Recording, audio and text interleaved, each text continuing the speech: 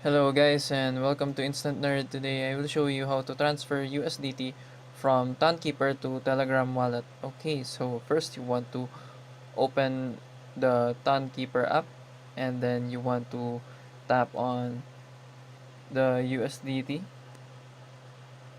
and you want to tap on send. You want to enter the address of the recipient and then you want to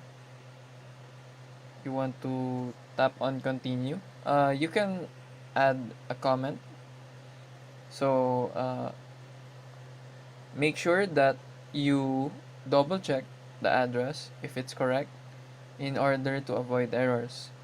So after tapping on continue, make sure to review the details of the transaction. So after pressing on continue, it will be sent directly to the Telegram wallet. So that's it. I hope this video was helpful. Please leave a like and subscribe.